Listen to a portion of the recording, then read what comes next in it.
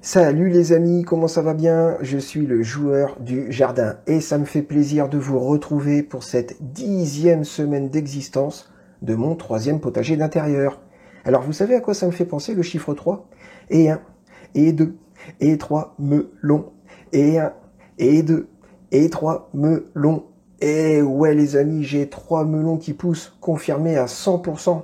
Il y en a même qui sont gros comme des boules de pétanque. Par contre, le problème, c'est que je ne pense pas qu'ils arriveront à maturité. Parce que l'anthracnose, même si j'ai ralenti la vitesse de propagation, eh ben, elle continue toujours de se propager. Et je pense que les plantes vont mourir avant de me donner des fruits matures, enfin, des légumes matures. La prochaine fois que je ferai pousser du melon, je le ferai au printemps et en été.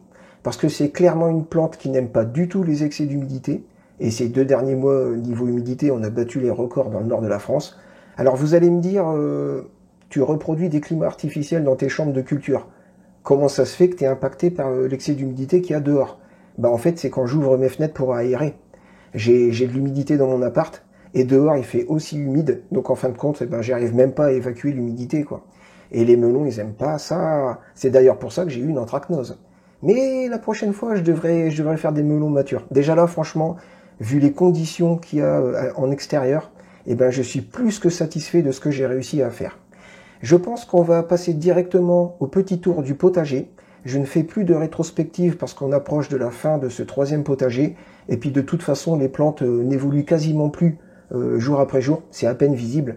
Donc on va passer directement au tour du potager. C'est parti les amis! Ok, donc c'est parti pour un petit tour des 2 chambres de culture. Aujourd'hui, le samedi 2 décembre.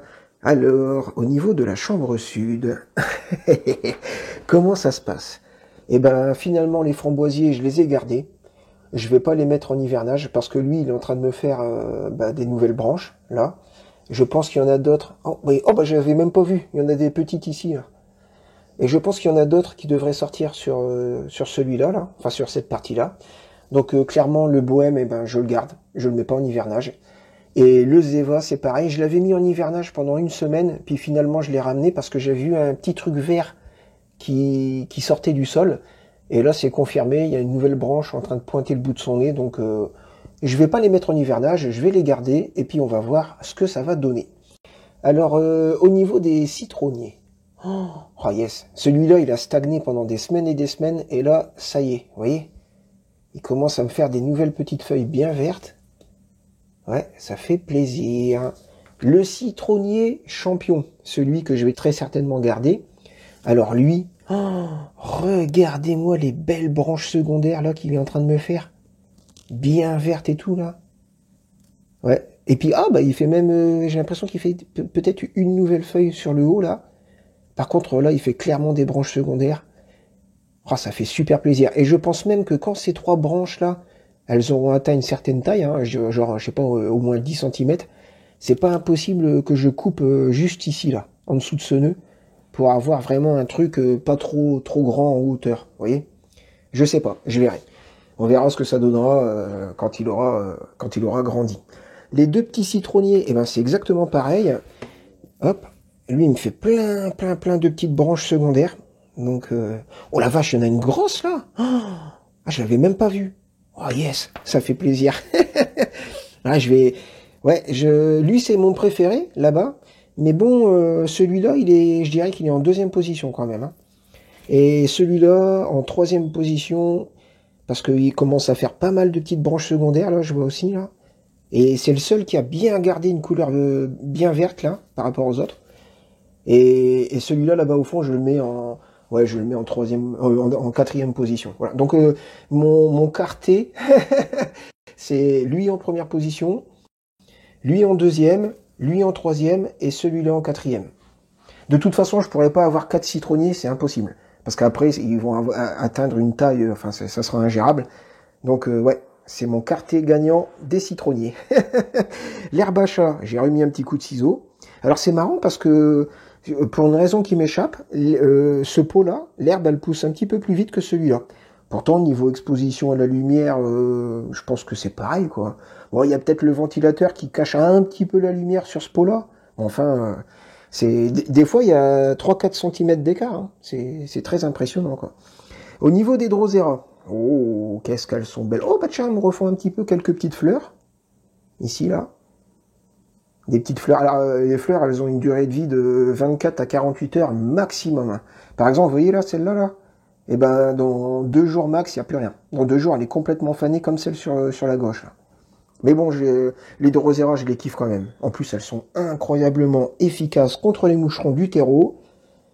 Et là, j'ai ma petite armée de mini Drosera qui continue de grandir.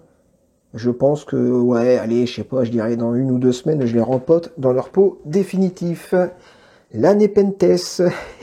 Oh, elle me fait une nouvelle feuille. Ça fait plaisir. Ouais, elle est nickel. Bon, il y a quelques jeunes qui commencent à faner un petit peu, enfin à se dessécher. Mais c'est tout à fait normal, hein, parce que pour une urne qui se dessèche, il y en a une nouvelle, là, ça c'est une nouvelle, ça, qui pointe le bout de son nez. Donc, finalement, le cycle... Ah bah regardez, il y en a même une deuxième, là. Je sais pas si on la voit. Ah, si c'est bon, on la voit. Moi j'ai peur, je fais attention en la manipulant. Au début, c'est complètement plat, et au fur et à mesure que ça grossit, ça prend en volume. Et après, ça fait des gros machins comme ça, où je peux littéralement mettre mon doigt... Ah, j'essaye de pas toucher, voilà. À l'intérieur. Hop là. J'essaye de pas toucher les parois, parce qu'en fait, les parois sont ultra glissantes. Vous savez, si vous mettez une goutte de flotte, l'eau, elle ruisselle direct. En fait, les insectes, une fois qu'ils tombent dedans, il y a un petit peu de liquide au fond. Donc déjà, ils sont recouverts de liquide.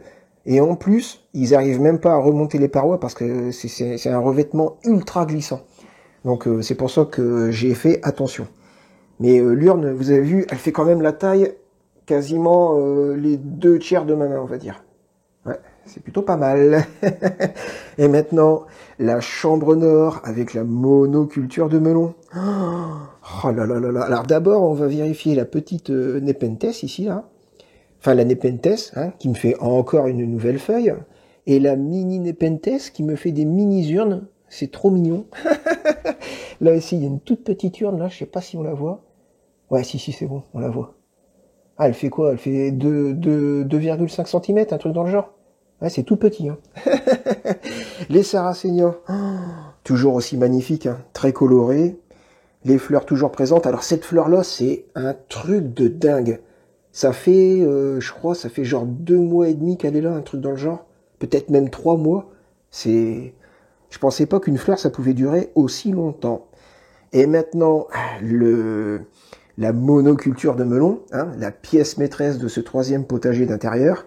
Alors, regardez-moi ça. J'ai un melon, ici.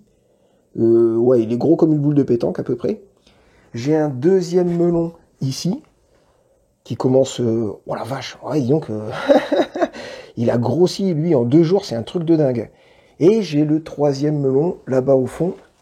Hop là, voilà. Qui lui aussi grossit, ouais, il est gros comme une boule de pétanque. Par contre, j'ai l'impression qu'il a un petit peu ralenti sa vitesse de croissance. Après, le souci, c'est que ce pied-là, hop là, faut que je fasse attention. Eh ben, vous voyez, l'anthracnose, il y a pas mal de feuilles qui sont bouffées quand même. Hein. Donc, à mon avis, ça doit être pour ça que la vitesse de croissance du melon, là-bas au fond, là, elle a ralenti. Par contre, pour celui-là, la vitesse de croissance, elle est colossale. Mais en même temps, la plante, elle est quasiment saine. Il y a juste cette feuille-là et cette feuille-là qui sont attaquées par l'anthracnose. Tout le reste, c'est bien vert, en pleine forme. Donc, j'ai de bons espoirs pour celui-là. Et j'ai aussi quand même de bons espoirs pour celui-là parce que, bon, c'est vrai que cette feuille-là, celle-là et ces deux-là, elles sont bouffées par l'anthracnose. Mais les autres, bon, ça va encore. Hein. Franchement, même là, hein. Ouais, franchement, ça va. Hein. Donc j'aurai peut-être un 2e melon, mais c'est pas sûr. Oh la vache, les amis. En live, en direct live, je viens de voir un truc de ouf. Regardez. Regardez ce que je viens de voir là. Un 4e melon. Je viens de le découvrir à l'instant. Oh yes. Il fait quoi 2 doigts. Ouais, 2 doigts et demi à peu près en diamètre. Enfin en taille. Oh la vache, je viens de le découvrir. Oh, ça fait super plaisir. Bon bah j'ai 4 melons. C'est cool. Voilà, la monoculture dans sa globalité. Alors, ça reste encore bien vert quand même, hein. Genre, ce pied-là, il est quasiment intact. L'anthracnose, elle lui a rien fait. Celui-là, c'est pareil, il est quasiment intact. Il y a juste cette feuille-là qui est légèrement attaquée sur le bord. Et celle-là qui a 2-3 petites taches. Sinon, le reste, ça va quoi. Donc du coup, ça veut dire que ce melon là-bas, là, il devrait se développer super vite. Ah, écoutez, vous savez quoi? Si j'arrive à faire un melon mature, je mettrai les graines de côté. Et s'il y en a parmi vous qui veulent des graines, vous avez qu'à m'envoyer un message sur mon adresse mail, sur ma chaîne YouTube, avec votre adresse, et je vous enverrai des graines de melon. Bon, par contre, il faut quand même que j'ai au moins un melon mature pour faire ça. Et voilà les amis, c'est la fin de cette vidéo, j'espère qu'elle vous a plu. Étant donné qu'on s'approche de plus en plus de la fin de ce 3e potager d'intérieur, eh ben je suis en train de réfléchir à ce que je vais bien pouvoir faire pousser pour le 4e potager d'intérieur. Et sur ces bonnes paroles mes amis, je vous souhaite un agréable week-end et je vous dis à la semaine prochaine.